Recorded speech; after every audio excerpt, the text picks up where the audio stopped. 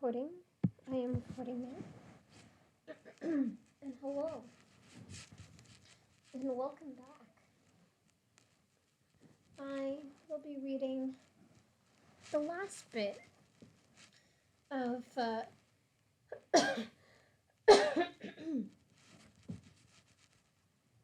last bit of Bad Girls Don't Die. It's gonna be awesome. That is sure. This is where the goats get seated, I assume. Yes. Though, not after it, completely haunts the house to its full degree. You know?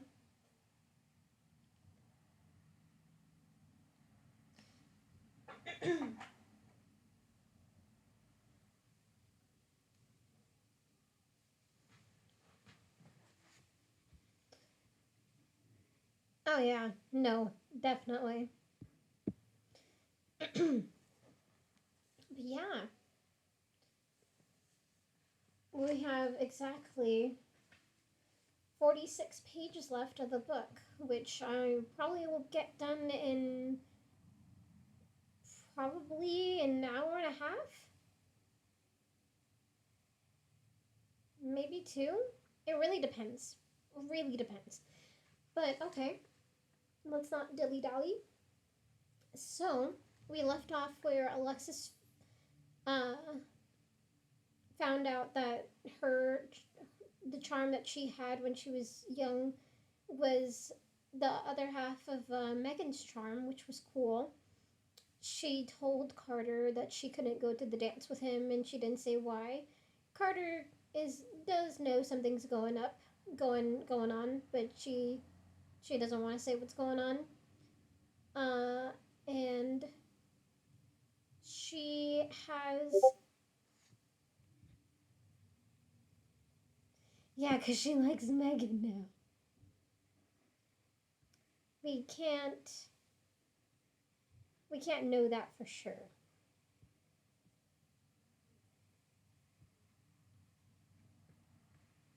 But I do ship them together. I never really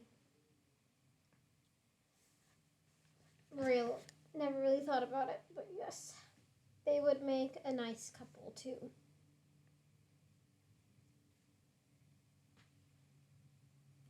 Okay. And Alexis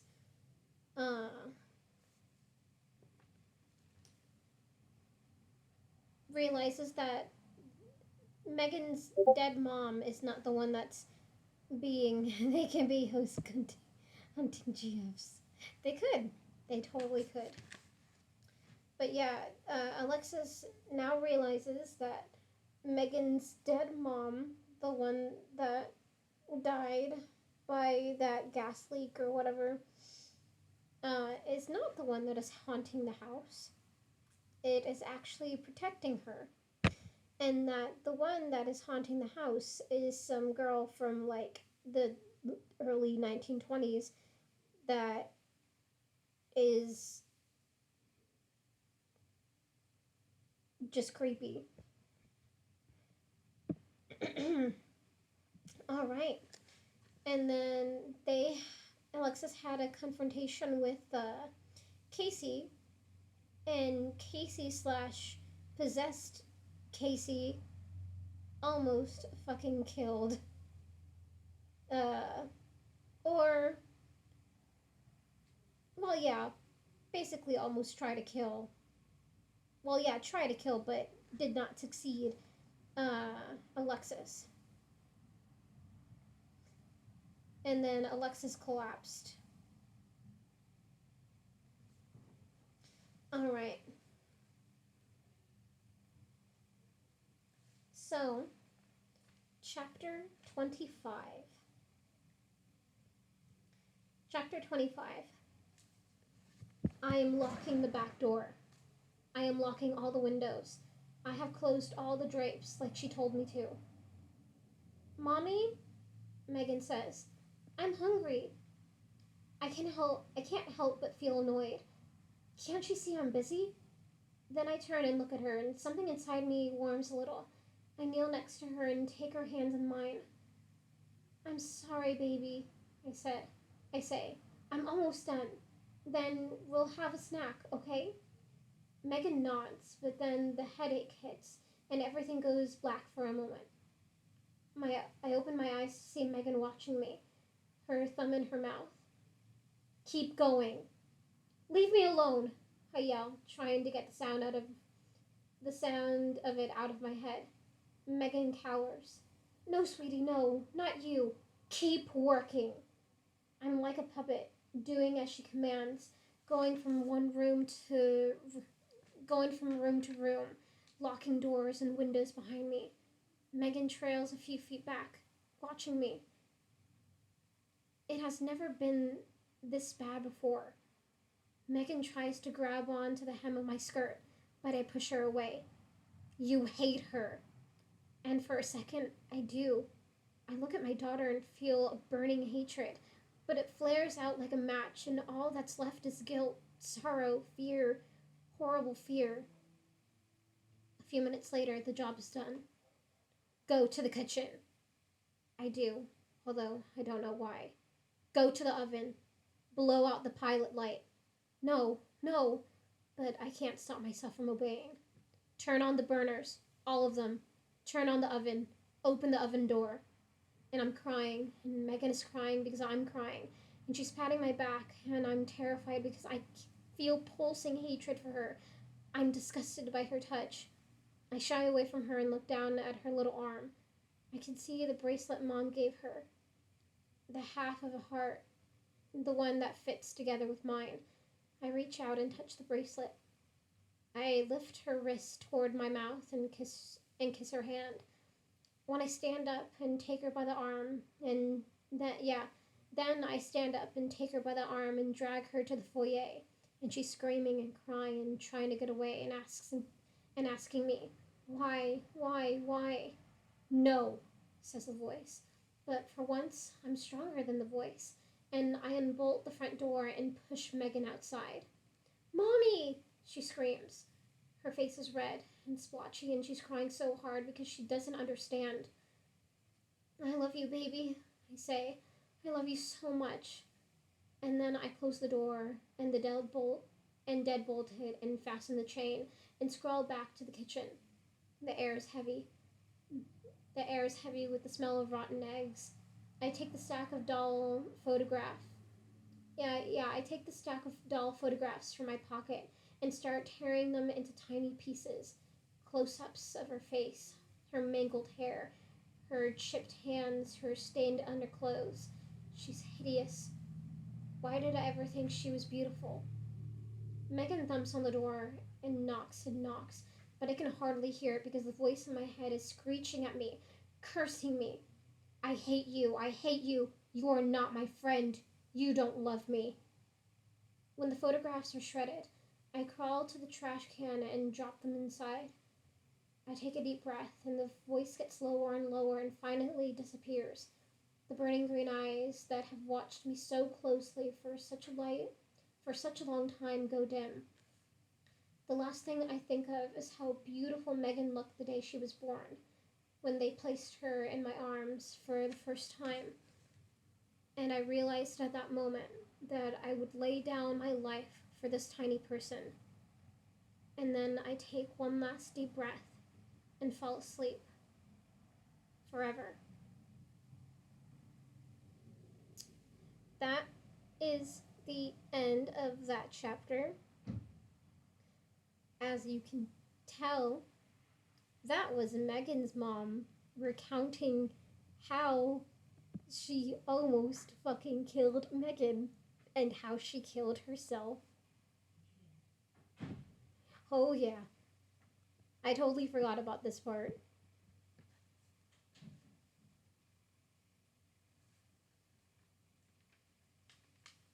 It just gets more intense from here, as I can imagine it. Now on to chapter 26. Tap tap tap. Mom's knock.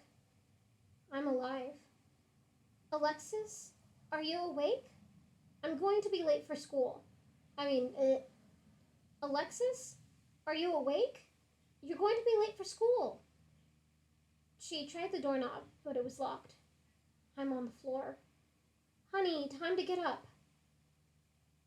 I turned my head, feeling the carpet fibers drag against my face, but that was nothing. I had a headache that was like 1,000 little mallets pounding on every part of my skull. Alexis?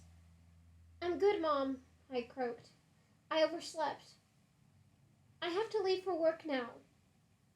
I pictured her standing on the other side of the door, her hair, her hair neatly blown dry and pinned back, her clothes tidy.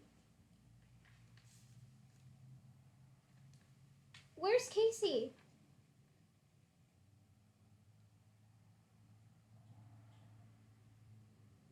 Yeah, where's Casey? I haven't seen her. I guess she's still asleep.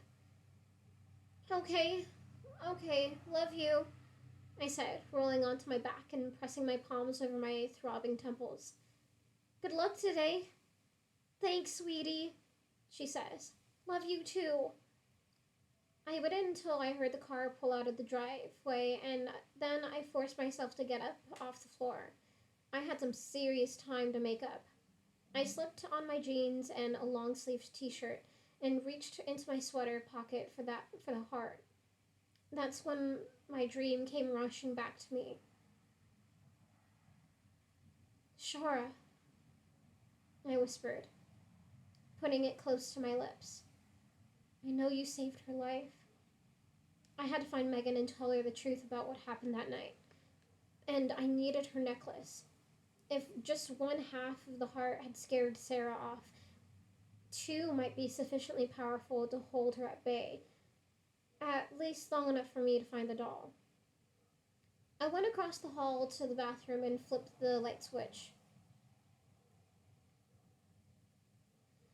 Add to the list of things I never knew about almost suffocating. Uh, yeah, add to the list of things I never knew about almost suffocating. It can cause blood vessels under the surface of your skin to burst, forming bruises. The girl staring back at me when I looked in the mirror had just disheveled pink hair and two black eyes. I opened the medicine cabinet, took out a bottle of Tylenol, popped one in my mouth and swallowed. It stuck in my throat, but I forced it down. I ducked into my bedroom and closed the door. Then I picked up the phone and dialed. Then I picked up the phone and dialed information. St. Margaret's Hospital, I said, and waited for the call to be connected. When the receptionist called, when the receptionist called,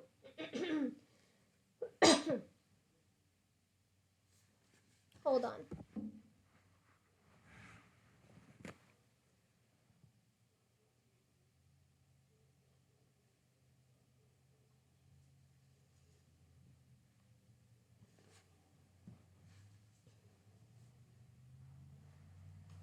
Uh, when the receptionist answered, I asked for room 412. It rang 3 times before Dad picked up.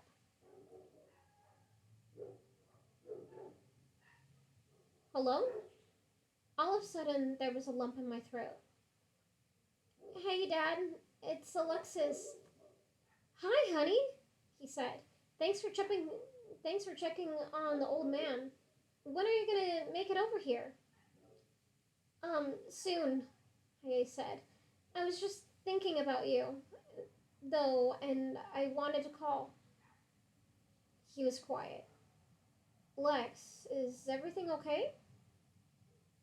Mostly. Mostly, I lied.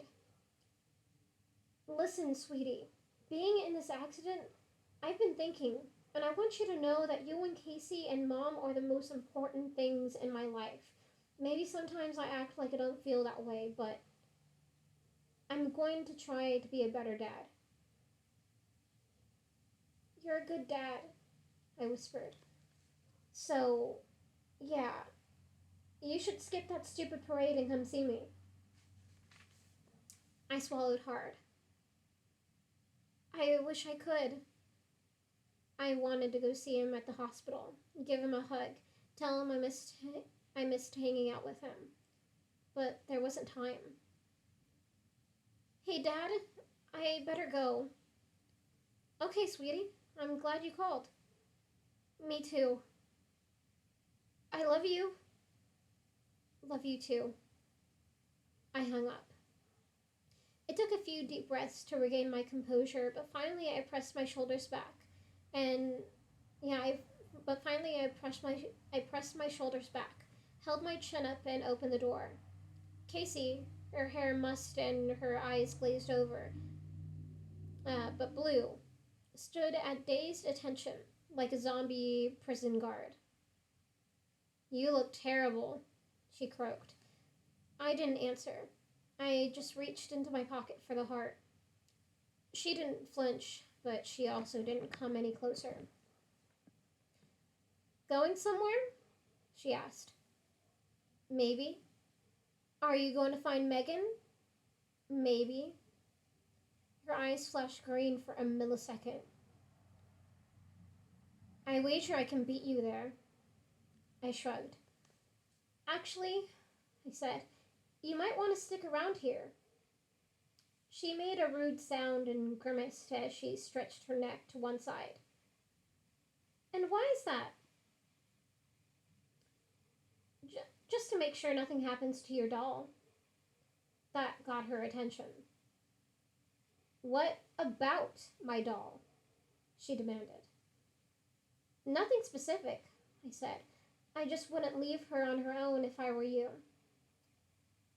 She shook her head, her nostrils flaring. I held the heart in front of me like you'd hold a cross up to a vampire. You don't even know where she is, Casey said. I hid her. I found her last night, I said.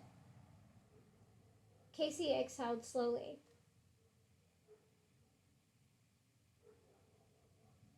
That's how I know that her right thumb has a chip on the fingernail, I said, trying desperately to remember details from Shara's photos in my dream. And her eyes are dark green, but when she's mad, they glow. Casey's threatening face had turned fearful. And most of her hair is cut off, but there's one big piece that hangs over her ear. Stop! Casey cried. But you should go, I said. Go to the parade. Go back to City Hall.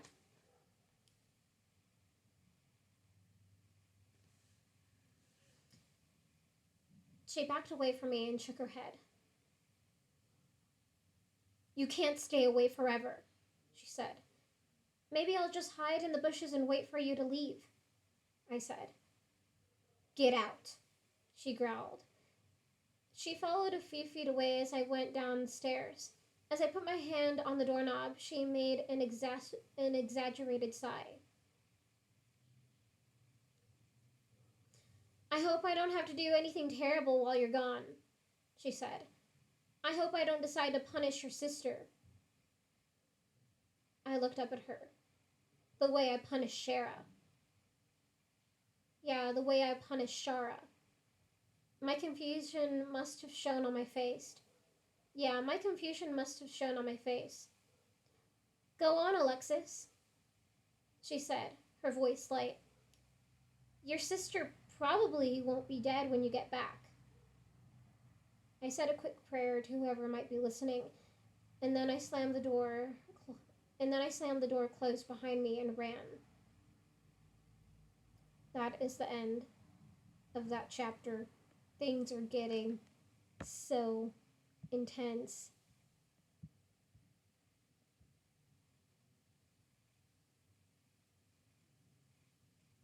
Man, fuck this ghost. This ghost is just petty because she was bullied to death. And she wants to take She wants to take it out on the descendants of those people who bullied her to death. And I'm just like, man, you could be like living life in like heaven and stuff, not being tied down here.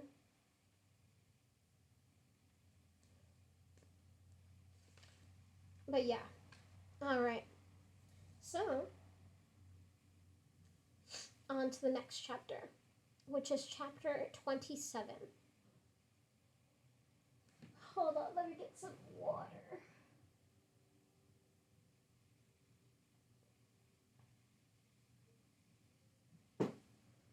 Okay. Chapter 27. The homecoming parade was already underway.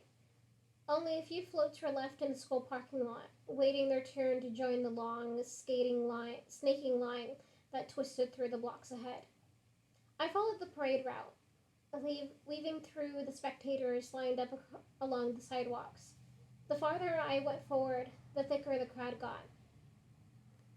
Maybe I should have put on Maybe I should have thought to put on a little concealer before I left the house, because looks being tossed in my direction made it clear that I wasn't blending in. Combine my raccoon face and my limping, dragging stride. Kiss that homecoming queen crown goodbye, Alexis. I tried to ignore the shocked looks coming from every direction, even tossing out a few smiles to make people think I was okay. Yeah, of course. I know what I look like. It's the new style. The entire Doom Squad is going to show up looking like this in about 10 minutes. It's a theme. We have a float. The problem was that, depending on the cheerleading float's position in the parade, I didn't know if it would be faster to follow the line or to cut across town and meet the parade head on. It would be it could be a difference of 10 minutes. 10 minutes I couldn't spare. Scanning the path before me, I saw a clump of black t-shirts and steel-toed boots up ahead. The Doom Squad. They might be annoying, but their need to constantly talk smack made them hyper aware of everything going on in the school. They were like a gaggle of small-town old ladies. I made a beeline for them. They were camped out in front of an abandoned storefront. Lydia hovered on the fridge like a watchdog. Lyd, I said, have you seen the cheerleaders float? She swung a look at me, and her jaw dropped. Whoa, Alexis, what's wrong with your face? Forget it. I just need to find Megan. By now, the whole group was staring at me. Why do you even care about her? Lydia asked. She's a total drone. Please, I said. I took a step back. Anybody? Anyone? Lydia sighed. Listen, in sorts... Lydia sighed. Listen, it sort of hurts your image for you to be seen with her, you know. She glanced behind her. People are already talking about lunch yesterday? And Carter Bloom? I mean, what's up with that whole thing? I backed away, looking at all the faces behind her. A couple of people seemed mildly concerned, but most of them were watching me with curiosity. Bye, I said numbly. Bye forever. I would just have to take my chances following the line of floats and pray that I found Megan fast enough to save my sister. I hurried away, trying to ignore the stabbing pains at my temples. Hey, wait up! It was a freshman girl with long black hair. She glanced back at the Doom Squad, who were glaring at us, and rolled her eyes. Lydia's a jerk. That floats right at the front. It's like the fourth one. I nodded. Oh, okay. Cool. Thanks, Taylor. Taylor Derry. Thanks, Taylor. Why was that name familiar? Sorry, I have to go. But, like, are you sure you're okay? she asked, her eyes lingering on my face. I nodded, and as I looked at her, it hit me. She was on the list. Hold on.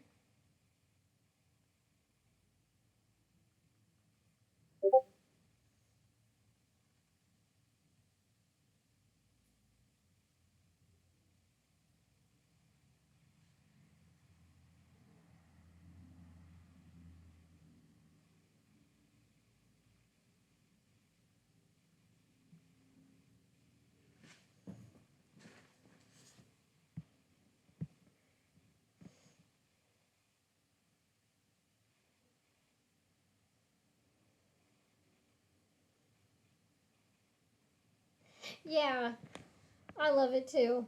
Because it does seem like very realistic, like so edgy, and they just need to know like everyone's business so they can talk smack because they're rebels and stuff like that.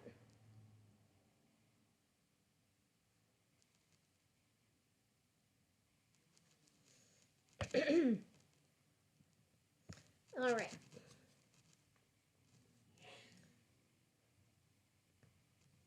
I nodded, and as I looked at her, it hit me.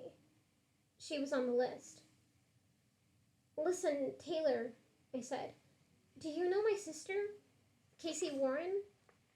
She nodded vaguely. She's a year behind me, right? Yeah. This sounds crazy, but go home. Lock the door. If she comes to your house, don't let her in. Whatever you do. Taylor swallowed hard. That does sound crazy. Yeah, but I try to think of what I would have. I try to think what I would have done if someone said those things to me.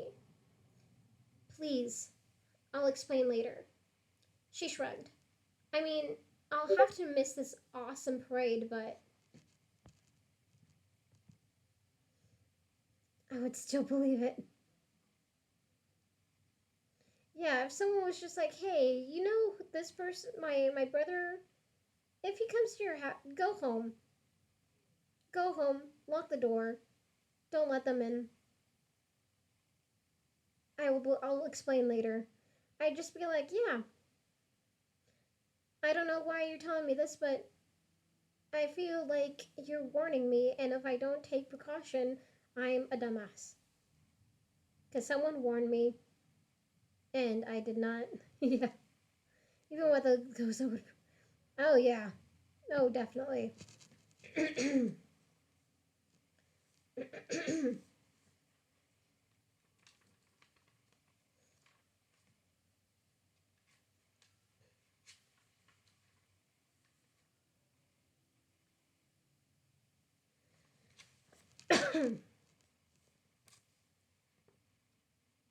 Yeah. Taylor swallowed hard. That does sound crazy.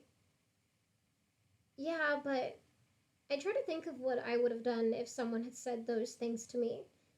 Please, I'll explain later. She shrugged. I mean, I'll have to miss this awesome parade, but she smiled. I seriously have to go. Just please, go home and be careful. And thank you. No problem. She flashed me a peace sign and walked away. One less target for Sarah. I broke off from the parade route and cut through the deserted downtown. All the shops had signs in their windows that said closed for parade. As I came around the library building, I saw the Surrey High marching band and the drum marcherettes leading the procession slowly across an intersection a block away. I broke into a sprint and pushed through the thicker mass of spectators to make my way down the lineup. I saw the eagle's nest first, looming high over the mini forest of artificial Christmas trees, stationed all around the edge of the float, cheering and egging the crowd on. Yeah, cheering and egging the crowd on were the cheerleaders themselves. At first, I didn't see Megan. Then, as I drew nearer, I spotted her in the back. She was pumping her arms in the air and shaking her pom poms just like the rest of the girls. but you could tell her heart wasn't in it. Megan! I yelled, but my voice didn't carry over the raucous sounds of the marching band and the cheers of the parade watchers. I pushed farther toward the street, trying to apologize as the people I passed made annoyed exclamations in my wake. Megan! I called again. The float was only a few feet away. One of the cheerleaders noticed me and elbowed the girl next to me. No. The float was only a few feet away. One of the cheerleaders noticed me and elbowed the girl next to her. I pointed at Megan, expecting to be ignored, but girl but the first girl backed out of her spot and made her way toward the rear of the float. I stepped out into the street and heard the shrill whistle of a police officer. Megan had seen me now. I gestured for her to come over, and she handed her pom-poms to the girl next to her. That's when I saw it, across the street. A shock of caramel-colored hair. Casey. Three things happened at once, a few feet away. A few feet away from me. The police whistle blew loudly. Megan neatly hopped down to street level. And with the horrible shriek of metal on metal, the cheerleader's float creaked to a sudden stop and lurched violently to one side. It sounded like everyone within a 100-foot radius immediately started screaming at the top of their lungs. Megan just stood frozen in place, staring in horror as the rest of the squad scrambled to keep their footing. A few girls went tumbling down into the street, dragging other girls with them.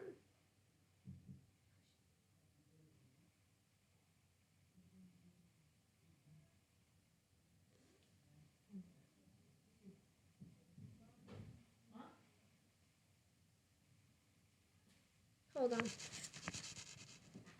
I need to do something real quick.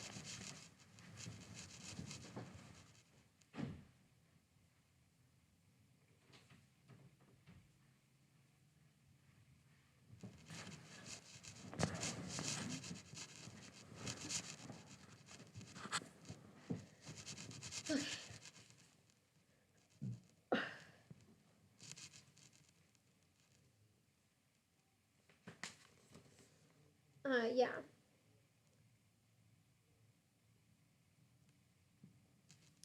Yeah, a few girls went tumbling down into the street, dragging other girls with them. I ran to her side as the float stopped moving and everything seemed to settle. And suddenly I realized where my sister had been the previous night. Oh my god, I said. Casey did this.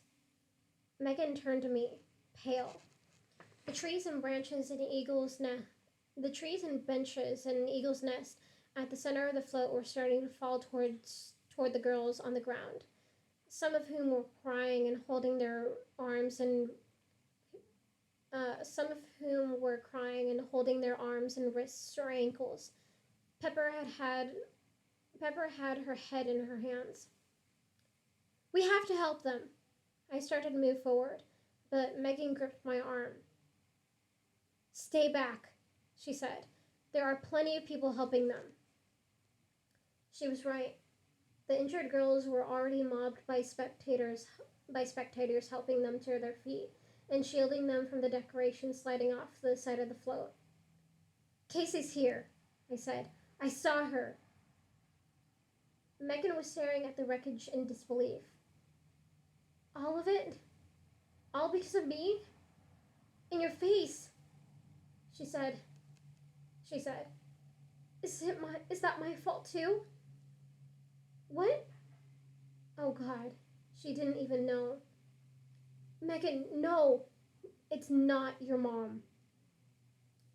She looked like she didn't know whether to believe me. She locked you outside. She saved your life. 100 years ago, this girl who lived in my house fell out of the tree and died. All the girls from town were chasing her, and now she's trying to get revenge by killing all of their daughters and granddaughters. It's so many people, Megan. Pepper and Mimi, that freshman Taylor, the librarian, me, Casey, our mom. Megan's eyes were suddenly blazing. It made me think of the moment in the hallway when she stood up for Emily Rosen. How many people? How many people? Yeah, how many people?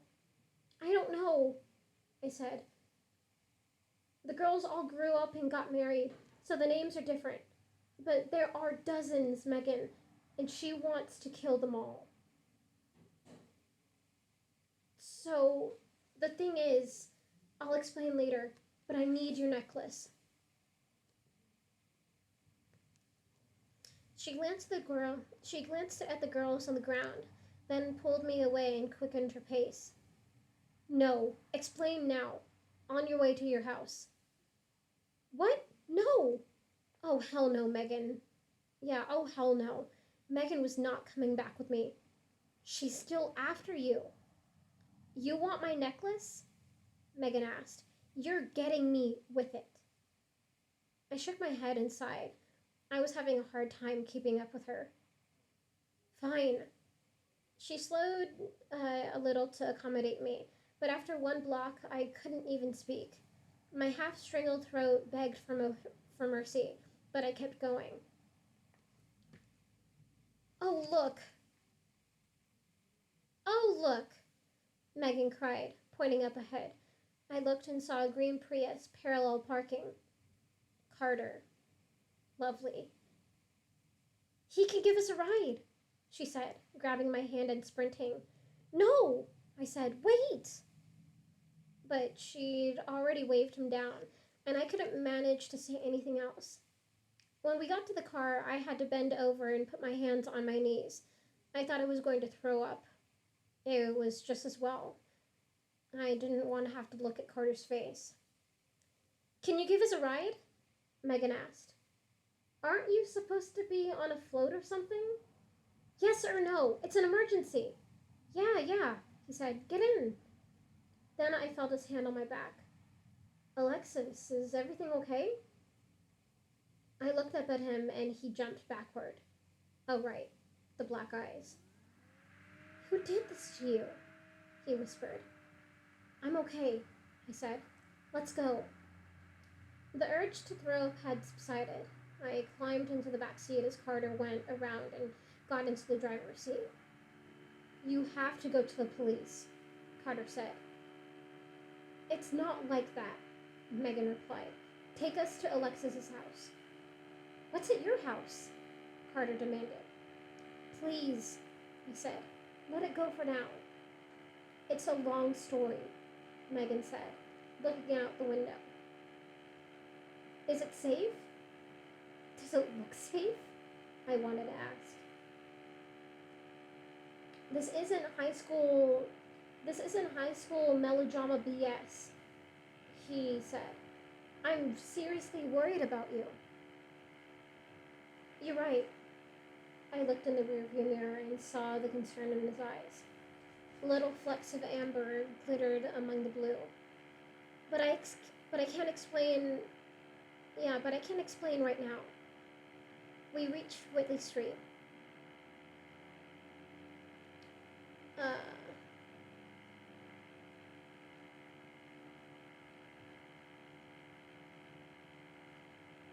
Yeah, we reached Whitley Street. Just stop in front of the driveway, Megan said. Carter obeyed, then jumped out of the car to open the door for me. Listen, and if anything happens, I said. I'm sorry I hurt you. If anything happens? He repeated. That's insane! Yeah, it was. Alexis, yesterday, what you did, I know you're trying to protect me, but I don't need protecting. Megan was waiting for me halfway up the front path. I started to walk away, but Carter took hold of my hand. Just tell me, he said. If nothing else mattered, would you want to go to the dance with me? I looked into his blue eyes and nodded. Now, please, I said.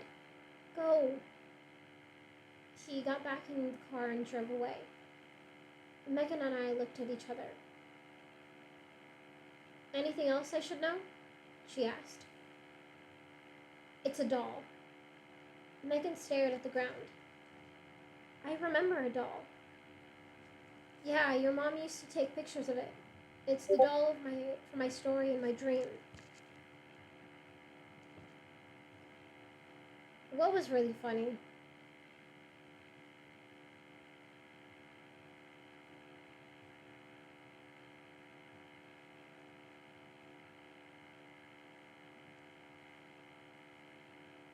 Would you do me? But he doesn't know. But yeah, I totally get that.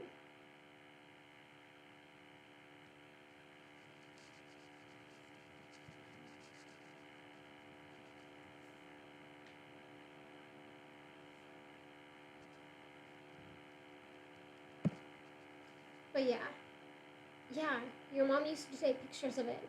It's the doll from my story and my dream. It belonged to the little girl who died here, and now it's possessed by her ghost.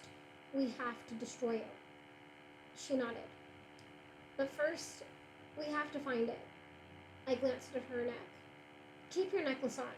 My sister seems to be totally scared of them, but she keeps getting stronger, so I don't know. We reached the front porch. As I extended my hand toward the doorknob, the door swung open all by itself. Let the games begin. And that is the end of that chapter. Woo! Woo!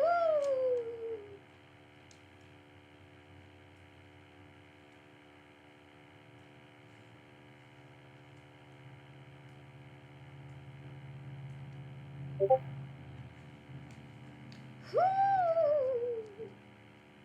Yep.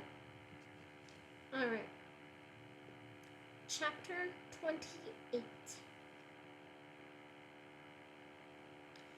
The sunlight pouring through the front door lit up the foyer, but the hallway faded into darkness. Someone had lowered the kitchen shades and closed the drapes in the living room and the sitting room, leaving the house shrouded. The front door slammed shut behind us. Megan stared at it and swallowed hard. Who did that? I looked up at the ceiling of the foyer as if there might be a ghost floating above us. Then I squared my shoulders and focused ahead. Probably the ghost. But you can't let it get to you, okay? Try to stay focused. Megan gave a minute nod. All right, follow me. We might as well start. I figured, in the obvious place, my sister's bedroom. Casey never stood much of a chance against an evil ghost who used the power of dolls to lure her in. Come to think of it, maybe that's how her fascination with dolls began in the first place. Could evil seep through the walls of the house, plant a seed of obsession in someone's heart? And what about me and my photography? I was just like Shara. Oh shit, yeah. Man, the parallels, man.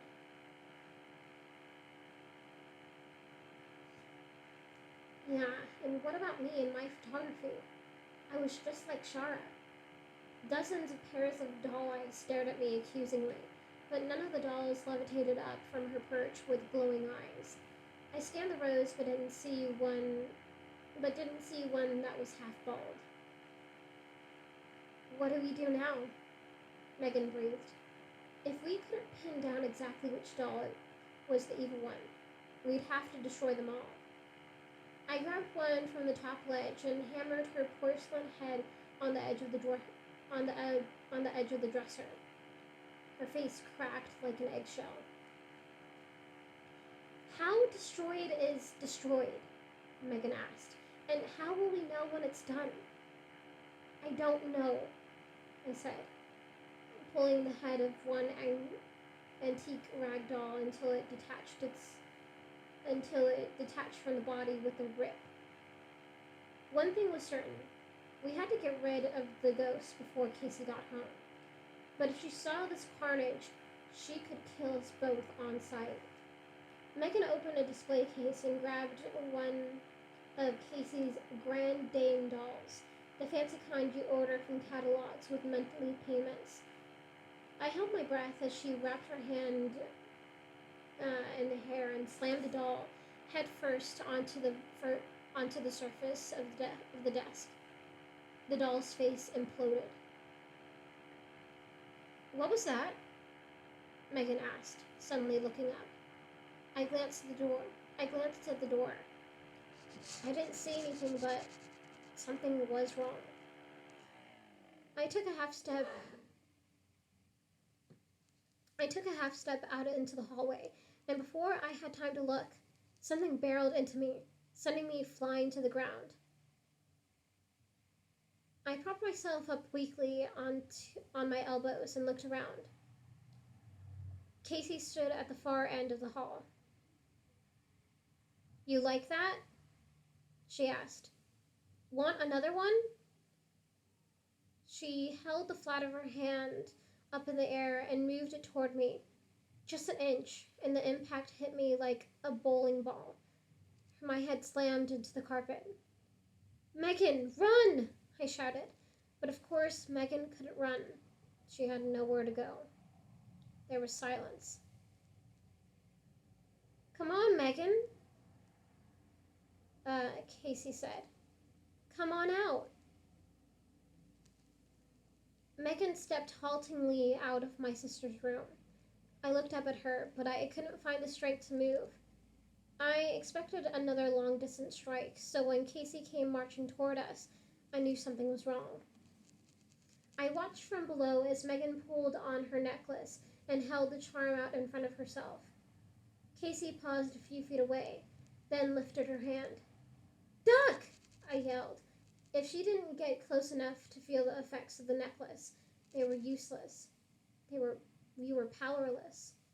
All I could see was a flash of red and white cheerleader uniform tumbling to the floor, and the charm flying across the hall. Before Megan could stand, Casey had reached her. She put one hand on Megan's throat, under her chin, and hefted her to her feet, slamming her against the wall. Your mother should have killed you when I told her to, Casey said. But I guess I'll just do it myself. Megan whimpered as my sister's hand tightened against her neck. Stop, I said, but I was frozen in place. I tried to move my arms, but they were paralyzed. A few terrible seconds passed, and I heard Megan's hand slapping the wall helplessly. Hello? Yeah, hello? Casey spun away toward the voice, and Megan went crashing to the floor next to me. The heaviness faded from my body, and I managed to stand up in time to see Carter at the top of the stairs. Carter, watch out! Yeah, Carter, watch out! I screamed. He saw my sister and turned back to retreat down the stairs, but Casey had already raised her hand. Alexis, Megan's shaky voice said from behind me. The heart. Where's the other heart? Casey pushed the flat of her hand toward Carter. No! I cried. Megan had pulled herself over to me and put her hand on my arm. Carter seemed to balance in the air for a split second, and then he fell. I glanced up at my sister, who, like an angry bull, had already turned back to face us. I won't let you do this, I said, grabbing the heart out of my pocket. Got it, Megan cried. She dove for me, raising her half of the heart toward mine. Just as my sister held her hand up, the two pieces came together perfectly. A flash of brilliant blue light filled the hallway, then faded slightly into a giant blue sphere of energy. It pounced on my sister, lifting her off the ground while she clawed and kicked against the air. After a moment, the whole house shook, and the blue light exploded in every direction, absorbing into the walls, the ceiling, the floor. Casey collapsed, but the house kept shaking. Megan! Not Megan. Alexis! Megan whispered, pointing to the ceiling. Look! I saw a smaller, greenish ball of light moving frantically around the ceiling. It glowed, but the glow was almost sinister. It seemed to move like a rodent scurrying away from this blue spark sleeping around from wall to ceiling and back. Finally, it disappeared into the ceiling. The tremor stopped, and the house was still. Carter, I said. Go check on Carter. Megan slowly climbed to her feet and limped down the hall toward the stairs, while I pulled myself over to Casey, whose skin was a dull gray. For a horrible moment, I thought she was dead, but then I saw the minutest movement in her chest. Carter's alive! Megan's voice called up the stairs. Thank God.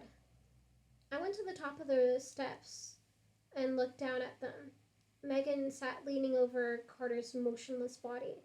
A tiny blue lightning bolt jumped from the railing of the stairs to the carpet, where it smoldered, leaving a blackened spot. Megan's eyes met mine. There's too much energy, she said. It's like a circuit overloading.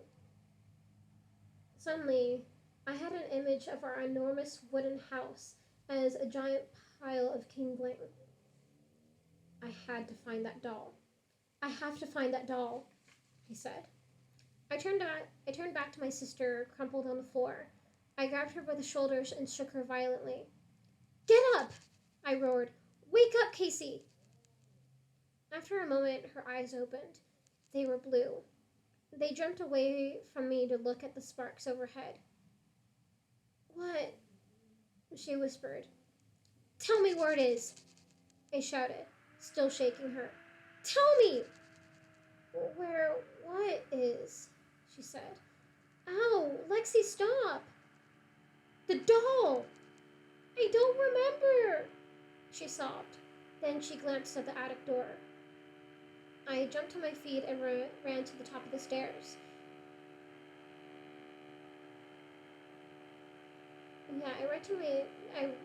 I jumped to my feet and ran to the top of the stairs. The door to the attic was in the ceiling. Usually there was a string hanging down so you could grab it and pull, but it was half broken and out of reach. I'm sorry, Casey repeated. I'm sorry, Lexi, I'm so scared. My first instinct was to snap at her, but something stopped me. Case, I said, trying to keep my voice steady. Look at me. She raised her tear-stained face and stared right at me, like a scared cat that might bolt at the slightest misstep. I know you're scared, but I need your help. She sniffled. Please come help me open this door. Alexis, what are you doing? Yeah, Alexis, what are you doing? I looked downstairs to see Megan crouching next to Carter. He was looking up at us dazedly. Don't trust her. Yeah, don't trust her, Megan said. She started to climb the stairs but stumbled and fell, grimacing. I turned to my sister. Megan's hurt. You have to help me.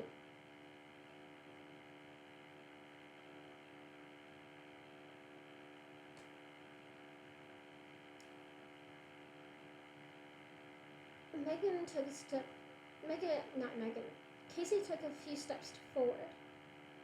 I need a leg up, I said. I need you to give me a boost. Oh God, Megan said from the bottom of the steps.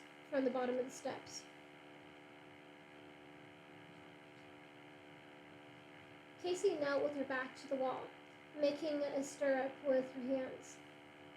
If she wanted to, she could flip me down the stairs. I love you, I said. I trust you. Hurry, hurry, she whispered, staring up at the ceiling. I took a step back and put one foot in her hands.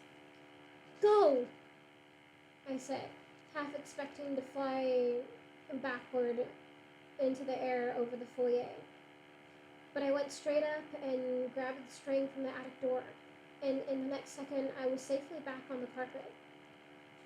I grabbed my sister in a tight hug, burying my face in her messy, sweaty hair. Good, Casey, I said. Now go, get outside, call Mom, and stay out. Whatever you do, don't listen to Sarah. You're stronger than she is. Casey scampered down the stairs and pulled the front door open. Help me get him outside, I heard Megan say. Lexi! Casey shrieked. The kitchen's on fire! Just go outside! I yelled. Casey, grab Carter's legs, Megan said. I looked down the hall and caught a flicker of yellow light coming from the study, but I couldn't concern myself with that at the moment. The ladder to the attic slid down and landed on the carpet with a soft thud. I had bigger fish to fry. Oh, man. And that is the end of that chapter. Ooh, baby. Fuck, dude. The house is on fire, but she needs to destroy the doll first. Man.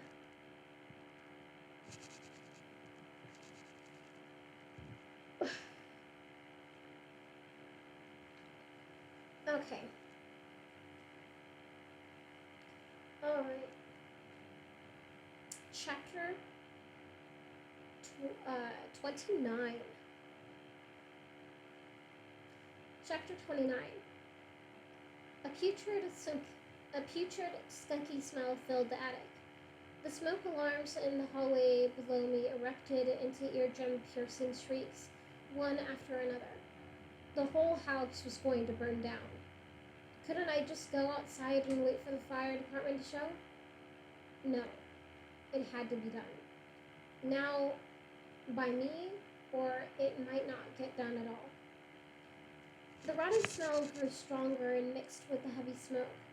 My fight-or-flight response leaned heavily toward flight, but I forced myself to cross the room, feeling heat radiating up through the floorboards. Where are you? I demanded. For a moment, all was silent, and then a bouquet of blue sparks flew upward from the far corner like a mini fireworks display. I froze. What if the sparks burned me? What if they were just luring me over there so they could shoot up in my face, leaving me blind and helpless? Something stung my leg, and instinctively I reached down and slapped the spot as if I had been bitten by a mosquito. But then I felt the sting again, and then again, and I reached into my pocket and pulled out the 2 pieces of the heart necklace. They glowed blue, surrounded by a thick mass of tiny blue flickers. Shara? I asked. Another spray of blue light exploded into the corner. She was helping me. I clenched my jaw, closed my hand around the hearts, and started climbing over and around the 8 years' worth of junk between me and the far corner.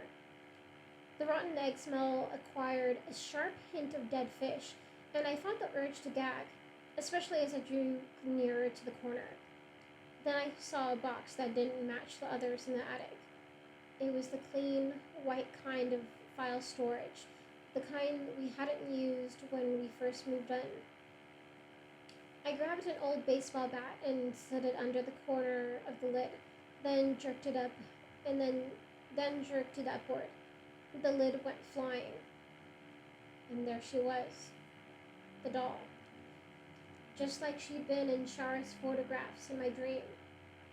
Bald, chipped, undressed. Her eyes were closed, rimmed by a few threadbare lashes. As I leaned over her, her eyelids popped open. The eyes glowed vivid green, as if they were lit from within. I held my breath as I stared down at her. Then I lowered the bat to reach down into the box. I lifted her into my arms and smoothed the few strands of hair still stuck to her head. Fucking I would not fucking touch her for my life. I would use tongs to pick up that shit. I would not touch that thing directly. Hell no. That's a definite no for me. Yeah, nope. Nope, burn it. Yeah, I wouldn't touch it.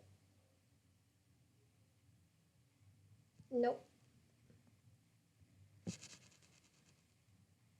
Yeah, I lifted her into my arms and smoothed the few strands of hair still stuck to her head.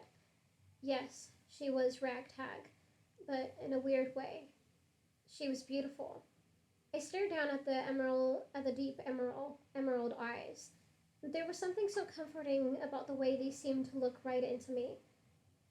I felt a burning in my hand and realized I had been gripping the necklaces so tightly that they left a red mark on my palm, like a bad sunburn. But why, it occurred to me, should I listen to Shara? She'd nearly killed her own daughter. The burning in my hand faded from my conscience.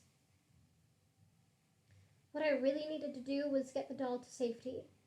Yes, yes, to safety. I hugged the doll close to my chest and ran back to the ladder, but beneath me, the hallway floor was on fire. Oh shit.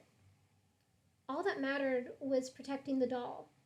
If I could save her by jumping down into the flames, I would have done it.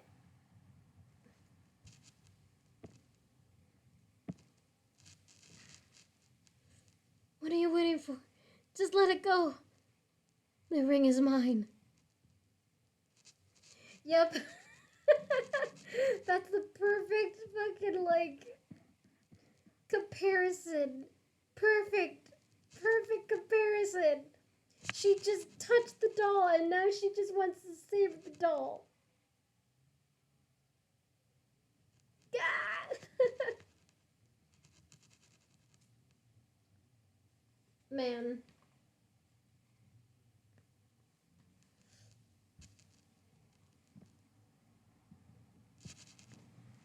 Okay. Um. Yeah, all that mattered was protecting the doll. If I could have saved her by jumping down into the flames, I would have done it. I wove my way back through the attic to the small window that looked out over the very top of the tree. Of course, once we got outside, it would be hard to explain my change of heart. Megan, Casey, they'd blame the doll for the fire, for hurting us. I'd have to hide her and keep her hidden until I could think of a way to convince the others that she was my friend. Just for a little while. I was sure that once they met her, they'd understand.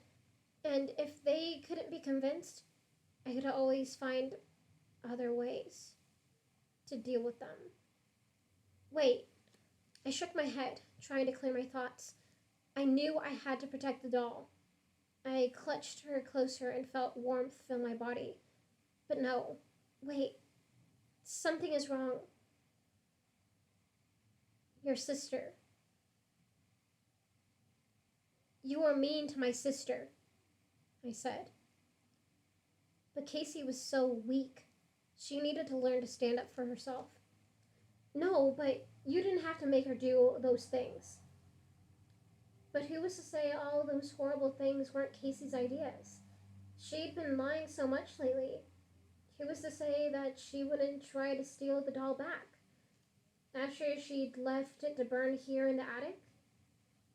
My feet were growing hot, but I felt stuck, lost in the maze of my thoughts and the doll's horrible, wonderful voice, and how much I cared for the doll and how I would do anything for her. And then the solution hit me. If I killed Casey, She couldn't take the doll from me. I cried out as an explosion of sparks came flying from my jeans pocket. It was as if a layer of gauze had been slowly wrapping around my face, so gradually that I didn't even notice it until it was ripped away. The doll. The doll had convinced me to kill my sister. No, Sarah, I said. You're not going to hurt anyone else. I threw the doll on the floor, grabbed the baseball bat, and smashed her face into smithereens. The glow in the eyes faded, and I was free. The house was free. We were all free, except the part where I was trapped in a burning attic. And that is the end of that chapter. Oh boy, we only have 10 more pages left. Ooh boy. Ooh boy. Alright. So, on to chapter 30, which is the last official chapter, in a way. You'll see why in a second. Well, in a little bit. Okay. Chapter 30. Hold on. I was just like, should I get drink water? I probably should.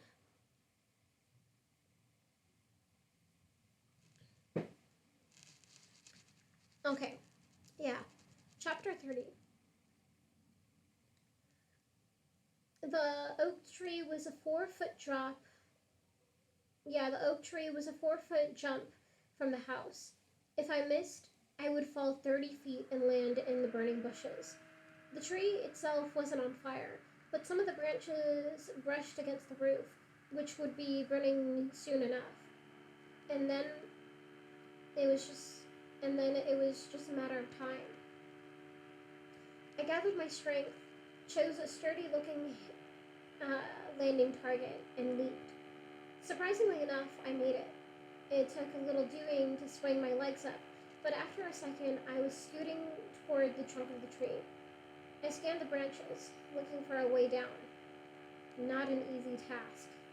The tree was almost as big as the house, and by that point, embers had drifted from the big fire and started little fires among the foliage.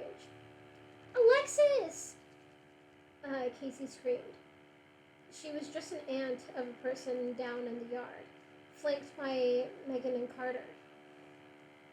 A fire truck came screeching down the street, but I didn't have time to wait to be rescued. Flames licked my feet. I had to get to a new branch. The closest one was 6 feet away. Could I do it? I had to. I took a deep breath and jumped. As my feet propelled me off the branch, I realized that I'd left the heart inside. I had left Megan's only connection to Shara in the burning attic. It wasn't going to be caught on fire. It would melt. I spent a millisecond too long staring regretfully at the attic window. When my thoughts returned to my present position, I felt for a moment like a cartoon character, hanging in mid-air for a moment before the plunge. Everything was in slow motion. Then time sped up and I fell. And then, if you want to say this is the same chapter, in the title, I'm just gonna say this is a different thing. But we have a 7 months later. So 7 months later. The property at 989 Whitley Street was on the market for 4 days and sold for well above the asking price.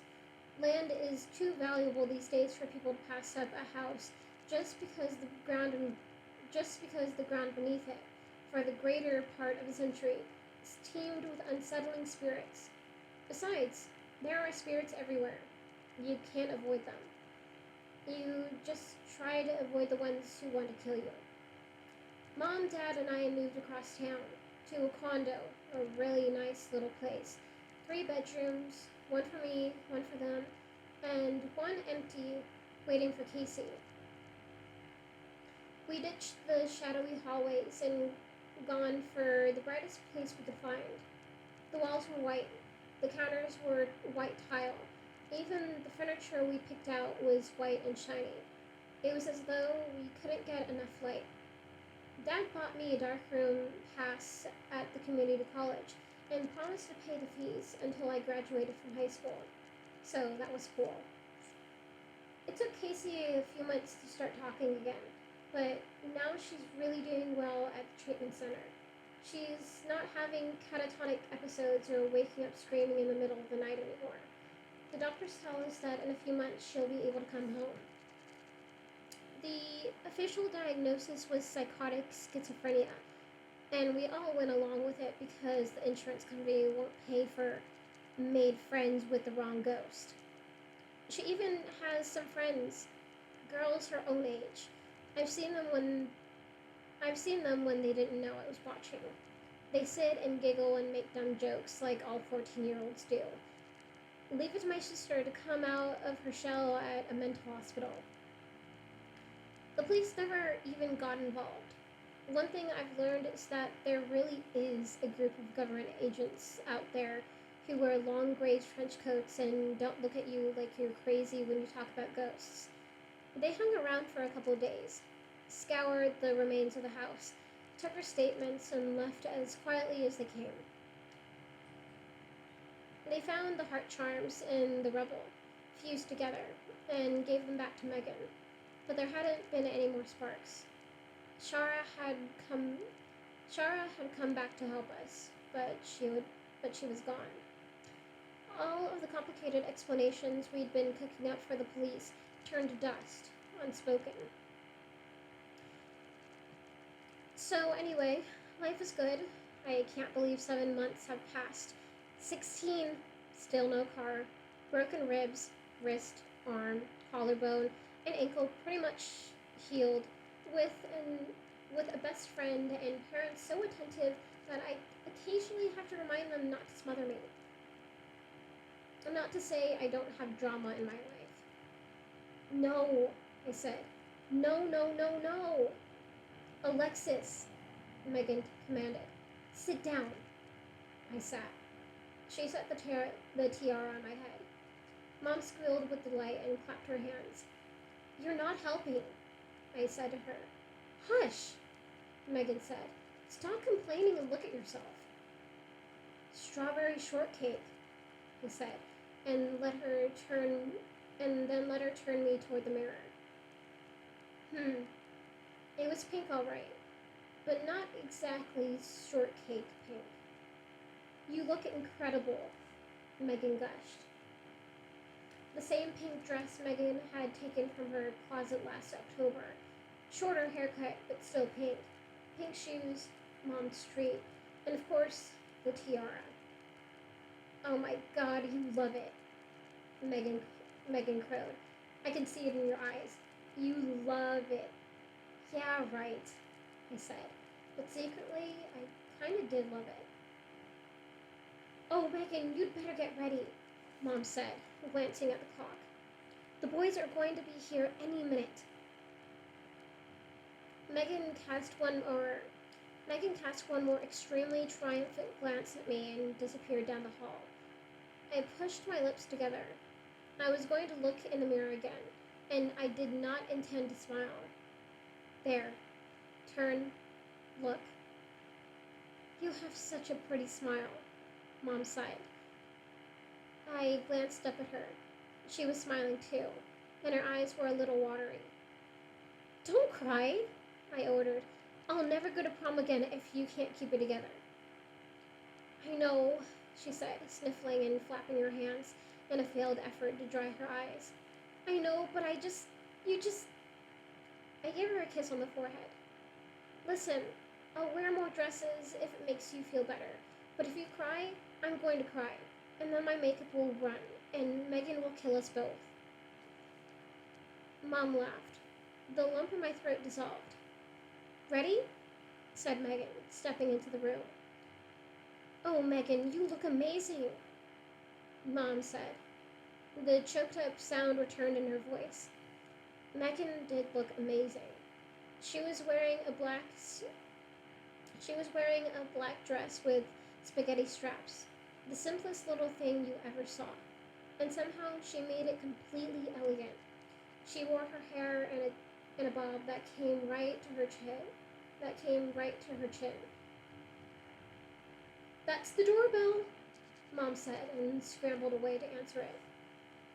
Forgive her, I said to Megan. It's her first prom in 20 years. She's a little nervous. In the living room, we found Mom swooning over Carter. Just a good friend. We all needed a little time to cool off after my sister, tried to kill him. And Luke Birmingham, Megan's trophy date. Strictly eye candy, to quote her. Dad hovered on the sidelines and took photos while Mom watched the boys to make sure they admired us enthusiastically enough. Carter came right over to me. You look incredible, he said. Big smile. You too, I told him. He did look pretty nice. He was wearing just a plain black tux, but he was starting to get that old Carter thing back. He was wearing just a plain black tux, but he was starting to get that old Carter thing back. Was it just confidence? The way he walked and held himself? I brought you a corsage, he said. It goes on your wrist. I didn't want to be cliche and spend 15 minutes trying to pin one on your dress.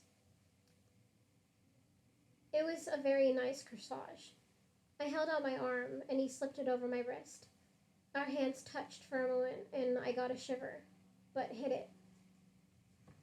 Megan waited patiently as Luke tried in vain to pin a corsage to her dress.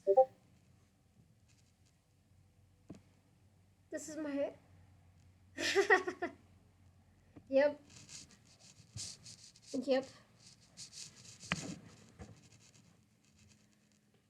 Yeah.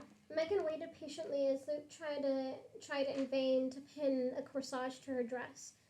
She smiled through what was probably a frightening amount of random pin sticking. Megan, did you talk to your grandmother? Mom asked. Mrs. Wiley was off merging a few corporations in the UK. She said to call and wake her up before you go. Megan slipped away and flashed her date a smile. Sorry, Luke. Just be a second, she said. As Megan dialed the phone, Mom took the corsage and pinned it to her dress with zero effort. Hey, Carter said, nudging me. Let's go outside for a second. I shrugged and followed him. He held the door open for me. The air was chilly, but there's a chance I would have shivered anyway. The sun was setting below the row of trees, and a few stars were already out and twinkling. It was lovely and clear. So, how about this? Carter said when we'd reached the sidewalk. He turned toward me. Shiver, shiver. It's just cold, I told myself. How about we don't do the just good friends thing tonight? He asked. I blinked. After we both got out of the hospital, we'd made a mutual decision that, given what we'd been through, it was probably best not to jump into a relationship too fast. Too fast had basically translated to at all, and it was cool. Cool to have someone to hang out with, to joke with, to talk about architecture and photography and cheesy sci-fi movies. But let's be honest, it was still Carter, and he still had the softest blonde curls and the bluest eyes and the best smelling laundry detergent of any boy I'd ever met. He might have he might have expected me to talk, but I couldn't not at that moment. I'm not I mean, Alexis, I just want to be uh, I'm not I mean, Alexis, I just I don't want to just be your friend. Not even just tonight. Every day. Every minute. I mean, maybe you don't feel the same way I do, but I have to tell you, I can't stand the thought of I can't stand the thought that you might find someone else and never know how I put my finger to his lips. Shh. He shushed, then looked at me helplessly.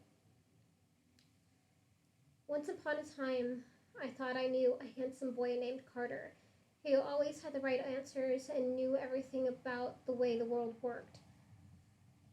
I don't know him anymore. I guess he never really existed. I ruined tonight, didn't I? I didn't mean to, he said. He shook his head, annoyed at himself. I'm sorry. Don't be sorry, I said. And then I kissed him, and it was perfect. He took he took my hand and held it like I might run away. Really? He asked. I smiled. Really? Then I kissed him again. The front door opened, spilling light on us. Megan and Luke came out the front door, followed by Mom, who waited on the porch, camera at the steady. I'll be right back, I said to Carter. I ran back to Mom. I have a boyfriend, I whispered to her. She smiled. Watch, I'm not going to cry. Don't you dare. I'll be home by midnight. Come say goodnight when you get in. Love you, Mom. I love you too, Alexis, she said. You're a good girl. I kissed her on the cheek and walked back to the car, happiness overflowing out of me and spilling up into the starry sky. A good girl. I can live with that. And that is the end of the book. God damn. I love this book. I totally fucking love this book. Oh my god. Cute, right? So cute. And you're just like, at the end, it gives you like how the title is, because the title is Bad Girls Don't Die, and then her mom told her she was a good girl, so she wasn't a bad girl. Wait. Bad girls, oh wait, no. Bad girls don't die. But she was a bad girl, and then she turned to, now she dies. Now she dies. Oh man. But she was a bad girl then, and then she didn't die. And then she becomes a now she dies. Oh man. Well, thank you everyone for listening to me read one of my favorite books from when I was a teenager. I sincerely love this book. I will make my kids read it because that's the kind of person I am. So yeah, the next book I will be reading is gonna be a fairly fucking long one. No, it's gonna be a long one. I think the one I have is like 400, almost 500 pages. And unless maybe I'm okay. Let me see.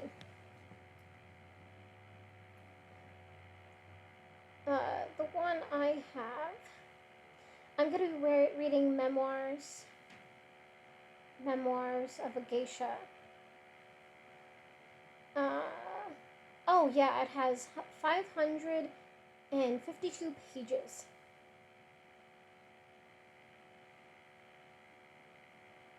So that's gonna be a long one, and I am really excited to be.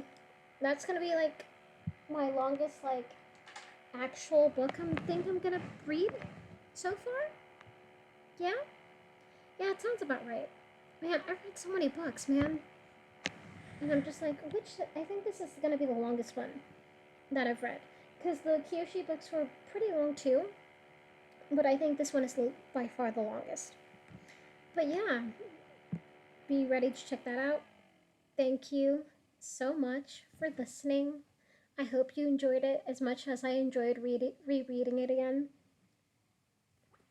It definitely brought me back to like my teens, and like I was just like, man, I want a boyfriend like Carter, and man, I want my life to be so edgy and all that jazz. Okay, well, thank you so much. Bye bye. Oh yeah, and I did in a minute and 25, almost a minute and 26. I mean, an hour and 26 minutes. Yeah, she learned not to be so edgy, and she learned that other people have their lives and their own traumas. Okay, well, thank you so much. Bye bye.